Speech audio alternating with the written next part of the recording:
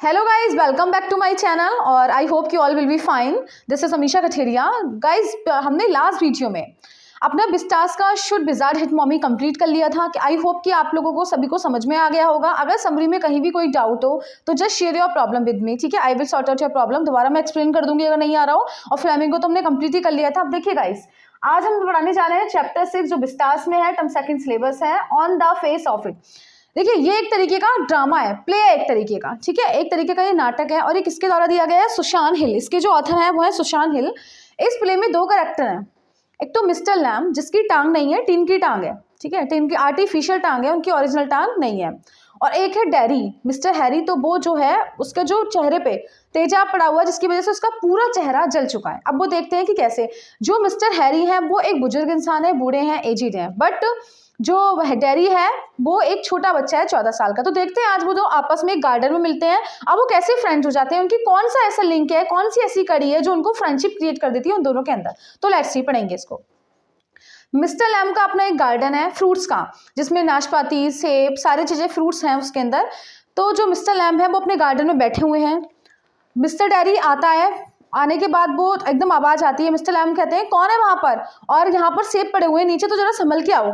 Mister जो dairy है वो डर जाता है और वो कहता है कि अरे आप यहाँ पर हो, मुझे पता होता तो मैं यहाँ पर नहीं आता। तो वो जो मिस्टर लैम है वो कहते हैं डरने की कोई बात नहीं है, आ जाओ, अंदर आ जाओ। उसने कहा नहीं, मैं नहीं डरूंगा, डरोगे तो आप, मैं तो किसी से नहीं डरता। I don't feel scare from anyone, बल्कि while all people scare me, जितने भी लोग हैं वो मुझसे डरते हैं, मैं नहीं डरता। तो वो कुछ नहीं कहता। मिस्टर लैम कहता है अरे आ जाओ और जरा संभाल के आ जाना, आ जाओ अंदर। तो वो कह रहा है कि अगर मुझे पता होता, अच्छा आप यहाँ पर हो इस गार्डन में, अगर मुझे पता होता कि आप इस गार्डन में बैठे हो तो मैं इस गार्डन में एंट्री नहीं लेता, ठीक है। तो वो मिस्टर लैम कहते हैं कोई बात नहीं है, तुम्हारी गार्डन है, it's okay, you can come easily, तुम आ सकते हो आराम से। वो कहता है नहीं, मैं लोगों से बचता हूँ, मुझे तो ऐसा स्थान चाहिए था जहां पर कोई भी नहीं हो। ऐसा क्यों? क्योंकि वो अपने आप को प्रिटेंड करता था। उसके अंदर इतनी इन्फेरिटी कॉम्प्लेक्स हो गई थी, उसके चेहरा जो जल गया था, तेजाब डल गया था उसका, तो उसकी इतनी इन्फेरिटी कॉम्प्लेक्स उसके अंदर से आ गई थी कि वो लोगों से बचने लगा था। लोगों से एक तरीके से प्रिटेंड करता था कि मैं कैसे लोगों से बच जाऊं। तो उसे हमेशा लॉनलीनेस प्लेस पसंद होता था। वो सोचता था कि कहीं उसे अकेले में बैठ जाए, अकेले में ही रहे। उसे नहीं पसंद था कि लोग उसके फ्रेंड्स बने या लोगों से वो बोले, क्योंकि ऐसा वो नहीं करना चाहता था। जो हमारा वर्ल्ड है, ऑब्वियस सी बात है कि अगर कोई किसी के चोट लगी होगी तो हम नहीं बोलना पसंद करते, ये हमारा संसार है, ठीक है। तो वो लोग नहीं फ्रेंड बनाना चाहते, लोग डरते हैं ऐसे लोगों से। तो इसी प्रकार वो भी लोगों से प्रिटेंड करने लगा था। उसके अंदर एक इन्फेरिटी कॉम्प्लेक्स आ गई थी। तो वो कहता है मिस्टर लैम से कि अगर मुझे पता होता कि आप यहाँ पर हो तो मैं नहीं आता। तो उसने कहा कोई बात नहीं, आ जाओ, तुम आराम से आ सकते हो, कोई प्रॉब्लम नहीं है। वो खड़ा हो जाता है, वो कहते हैं बैठ जाओ, वो कहता है नहीं। और वो फिर वो कहता है ये गार्डन आपका ही है? उसने कहा हाँ। उसने कहा मुझे तो एक सुनसान जगह चाहिए थी और मुझे वहाँ वो नहीं मिल पाई। उसने कहा कोई बात नहीं, तुम यहाँ पे बैठ सकते हो। वो कहता है और डरो मत। तो वो कहता है मैं नहीं डर रहा किसी से, मुझसे लोग डरते हैं, मेरा चेहरा देखा है आपने, अभी आप भी डरोगे? उसने कहा नहीं नहीं। वो कह रहा नहीं नहीं आप, अच्छा आपने मेरे से ये वाली बात क्यों नहीं पूछी कि मेरे चेहरे पे क्या हुआ, यानी कि आप भी डर रहे हो, अभी थोड़ी देर बाद आप भी चले जाओगे। सेम लोग ऐसे ही करते हैं जैसे आप कर रहे हो ना, as you are doing same happens with me, all people do with me. मेरे साथ सारे लोग ऐसे ही करते हैं संसार के। वो लोग पहले मेरे पास आते हैं विदाउट आस्किंग एनीथिंग और दे गो फ्रॉम देयर, वो वहां से चले जाते हैं, कोई मेरा फ्रेंड नहीं बनता है। तो वो कहते हैं ऐसा कुछ नहीं है। और फिर वो समझ जाते हैं थोड़ी थोड़ी इसकी बात की, मतलब ये अपने इसके अंदर जो क्या है एक ऐसी भावना क्रिएट हो गई है जहां से ये खुद से ईर्ष्या करने लगा है, लोगों से भी बचने लग गया है। तो मिस्टर लैम कहते हैं ऐसा कुछ नहीं है, इस संसार में सारे लोग एक जैसे नहीं होते। और दूसरी बात, हर किसी का सोचने का नजरिया, देखने का नजरिया, सब चीजों का नजरिया अलग होता है, ठीक है। और जैसे तुम्हारे पास तुम्हारा चेहरा जला हुआ है, तो सेम मेरे पास भी मेरी टांग नहीं है। तुम्हारे पास तो फिर भी आईज हैं, you are having eyes, you are legs to walk, तुम्हारे पास आंखें भी हैं, चलने के लिए टांगे भी हैं, अच्छे हाथ है, बट मेरे पास तो टांग ही नहीं है। वो कहते हैं क्या तुम्हारे पास टांग नहीं है? वो अच्छा जो डैरी है वो पूछना चाह रहा है, उसकी प्रॉब्लम भी उसको लग रही है, लेकिन वो एक्सप्रेस ऐसे करता है जैसे वो उसकी प्रॉब्लम को बहुत छोटा समझ रहा है, अपनी प्रॉब्लम को ही माइनॉरिटी दे रहा है, अपनी प्रॉब्लम को ही मेजोरिटी दे रहा है, प्रेफरेंस जो दे रहा है अपनी प्रॉब्लम को ही दे रहा है। वो कह रहा है तुम्हारी टांग नहीं है? कहता है नहीं। वो कहता है कैसे? वो कहता है किसी धमाके में मेरी टांग मतलब टूट गई थी, चली गई थी, तो मुझे अब टिन की टांग लगवानी पड़ी है, मैं ठीक से चल भी नहीं सकता।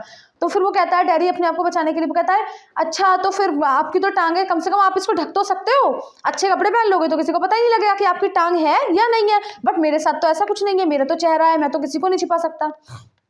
वो कहते हैं तो क्या हुआ? फिर वो समझ जाते, वो कहते अच्छा बैठ जाओ। तो वो थोड़ा कंफर्टेबल फील करने लगा। जो डैडी है वो वहां पर उस गार्डन में मायूसी के पास बैठ जाता है। बैठेगा, थोड़ी बातें होने लगती हैं, बातें घुमा फिरा के होती हैं, डायरेक्टली वे में होती है। वो कहता है, जो लैम्ब है वो समझाने की कोशिश करता है, लोग मुझे तो लैम्ब लैम्ब कहते हैं, कोई कहता है मिस्टर लैमी लैमी। तो फिर ये तो संसार है, संसार में तो कोई भी कुछ भी कहता है, हमें तो अपने नजरिए से सोचना चाहिए कि हाउ वी आर, हम कैसे हैं। ठीक है, वो कहता है कि जब मेरी टांग चलेगी तो बच्चे तक आते हैं। अब तुम कह रहे हो कि तुमसे लोग डरते हैं, अगर हम किसी से डरेंगे तो दूसरा लोग हमसे खुद डरेगा, अगर हम डरना छोड़ देंगे तो definitely one day will be come कि कोई भी हमसे नहीं डरेगा। मेरे पास तो बच्चे, मेरा फ्रूट्स का गार्डन है, बच्चे मेरे पास आते हैं और फ्रूट्स ले जाते हैं, वो तो मेरे से नहीं डरते। ऐसा फिर क्यों है? क्योंकि मैं भी उनसे नहीं डरता। ऐसे ही तुम, अगर तुम लोगों से डरना छोड़ दोगे तो लोग तुमसे डरना छोड़ देंगे। तुम डरते हो इसलिए लोग तुमसे डरते हैं। वो कहता है ऐसा कुछ नहीं है, तुम्हारी बात तो मेरे समझ में ही नहीं आ रही। डैडी कहता है तुम्हारी बात तो मेरे समझ में नहीं आ रही, पता नहीं क्या बोलते रहते हो। फिर डैडी कहता है तुम मुझे ये मत समझना कि परियों की जैसे कहानियां होती हैं, कि तुमने परियों की कहानी नहीं सुनी कि एक राजकुमारी ने उसको चूमा, है ना, प्यार किया, और वो जैसे उसको प्यार किया वैसे वो चेंज हो गया राजकुमारी। मेरे साथ ऐसा नहीं होगा, मुझे तो मेरी माँ के अलावा मुझे तो कोई प्यार भी नहीं करता, मुझे तो कोई चूम भी नहीं सकता।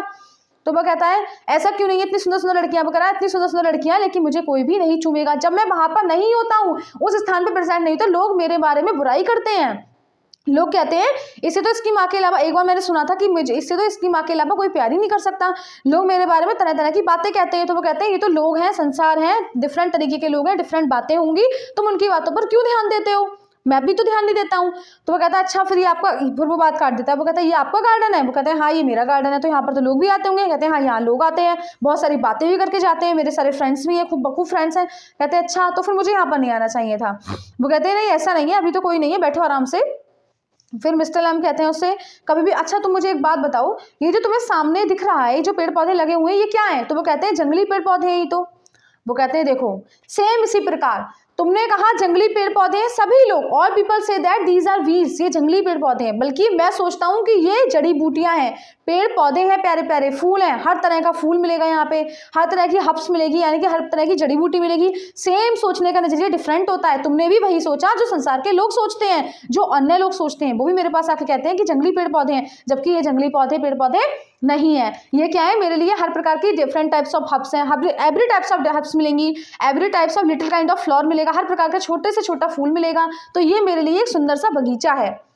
तो सोचने का नजरिया डिफर करा या नहीं किया? तुम भी वही सोच रहे हो जो और लोग सोचते हैं, इसी प्रकार मैं कुछ अलग सोचता हूँ। सेम आगे देखो, मधुमक्खी का छत्ता मिलेगा, मधुमक्खी का जो वो रखा हुआ है, वो लोग कहते हैं कि ये भिनभिना रही हैं, मधुमक्खियां भिनभिना रही हैं, यानी कि the bees are humming. But I think कि जब तुम बहुत देर तक सुनोगे, इसको अटेंटिवली सुनोगे, तो तुम्हें लगेगा मधुमक्खियां भिनभिना नहीं रहेंगी बल्कि सिंगिंग कर रही हैं। तो ये भी सोचने का नजरिया चेंज है। लोग सोचते हैं मक्खियां भिनभिनाती हैं, जबकि मैं सोचता हूँ कि मक्खियां गाना गाती हैं। तो ये जो संसार है, इनकी बातों पे ध्यान मत दो। तो डैडी को भी सारी बातें हजम नहीं हो रही है।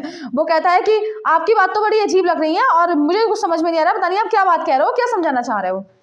मिस्टर लैम्ब उसको इनडायरेक्ट वे में बार बार किसी ना किसी तरीके से उसको समझाने की कोशिश करता है कि ऐसा नहीं है जैसे तुम सोचते हो, तुम अपने नजरिए से सोचो, लोगों से मत डरो, अगर तुम नहीं डरोगे तो लोग भी नहीं डरेंगे। लेकिन जो मिस्टर डैडी है, हालांकि उसको समझ में ज़्यादा नहीं आ रहा है। वो कहता है तुम तो ऐसी बातें कर रहे हो और मुझे यहाँ पर आना ही नहीं चाहिए था, क्योंकि तुम्हारा मेरा कॉम्बिनेशन तो है ही नहीं।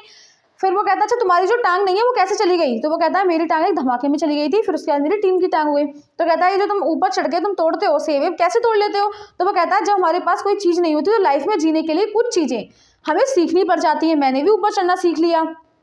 वो कहता है ठीक है। वो चुप हो गया।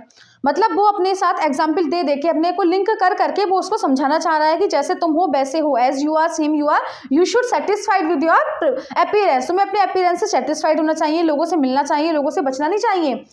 तो फिर वो डैडी कहता है मुझे यहाँ पर आना नहीं चाहिए, तो तुम्हारा मेरा तो कोई कॉम्बिनेशन नहीं है, और काश मेरा भी ऐसा गार्डन होता। अच्छा तुम्हें एक बात बताओ, जो डैडी है वो कहता है कि तुम्हें क्या, तुम यहाँ पर रहना पसंद करते हो, रात में क्या करते हो? तो जो मिस्टर लैम है वो कहते हैं किताबें पढ़ता हूँ, बारिश होती है तो आगे ऊपर बैठ जाता हूँ आराम से। तो वो कहते हैं यहाँ पे तो बिना विंडो, कोई विंडो के पर्दे ही नहीं है विंडो पे। तो वो कहते हैं मुझे बिना मुझे पर्दे पसंद नहीं है। कौन कहता है? Mr Lam. डैडी कहता है सेम हियर, मेरे साथ भी यही है, मुझे भी पर्दे पसंद नहीं है। तो कहता है अच्छा तुम क्या करते हो? कहते हैं जब बारिश होती है तो मैं ऊपर उसकी आवाज़ें सुनता हूँ। तो मिस्टर लैम कहते हैं यानी कि तुमने अभी अपने अंदर से पूरी तरह से खोया नहीं है, तुम भी नेचर के लिए जीते हो, यानी कि तुम अभी अंदर से फिनिश नहीं हुए हो। तो फिर क्यों अपने जोश को कम कर रहे हो? मजे से जियो ना, फिर क्यों नहीं जी रहे हो? लोगों के चक्कर में क्यों अपने आप की लाइफ को बर्बाद कर रहे हो? है ना, ऐसा नहीं करो, और लोगों से मिलो, लोगों को फ्रेंड्स बनाओ। जी जो लाइफ है बड़ी कलरफुल है, बट डिपेंड करता है हमारे ऊपर कि how we are living this life, कि हम अपनी जिंदगी को कैसे जी रहे हैं। ठीक है, हम इस लाइफ को कलरफुल भी बना सकते हैं, इस लाइफ को डार्क भी बना सकते हैं। तो हमें क्या होगा, you had better to make your life colourful. अपनी लाइफ को अच्छा बनाओ, लोगों से मिलो, फ्रेंड्स बनाओ, खेलो कूदो, मजे लो, यही लाइफ है, दिस इज द लाइफ। और अपने जो तुम्हारा अपीयरेंस है उसमें ही सेटिस्फाइड रहो। अगर तुम्हारा चेहरा जला हुआ है तो अपने आप को कमजोर मत समझो, don't underestimate the power of your self. ठीक है, ये सोचो कि यू आर पावरफुल। तो जो मिस्टर वो है डेरी है, वो 14 साल का बेटा है वैसे तो वो कहता है मुझे नहीं आना चाहिए था, पता नहीं क्या तुम बताते हो, मेरे समझ में नहीं आ रहा, मैं जा रहा हूँ और मैं कभी वापस नहीं आऊँगा, मैं कभी वापस नहीं आऊँगा अब, और फिर अगर आऊँगा भी तो मेरी माँ मुझे नहीं भेजेंगी क्योंकि मेरा घर यहाँ से 3 मील दूर है, मैं तो आ गया ऐसे ही, मेरी माँ दोबारा कभी नहीं भेजेंगी, मैं नहीं आऊँगा। अब वो उठ के जा रहा है, जाने के बाद अचानक आवाज़ आती है, कहता वो जाता है कि मैं नहीं आऊँगा नहीं आऊँगा, अचानक से बहुत तेज़ आवाज़ आती है, वो भाग के देता है मिस्टर लैम घास पर जाता है, देखा तो मिस्टर लैम सीढ़ी से नीचे गिर चुके होते हैं और मिस्टर लैम डाइट, ठीक है, यानी कि चैप्टर खत्म। तो समझ आई होप कि क्लियर हो गया होगा क्या है इसके अंदर।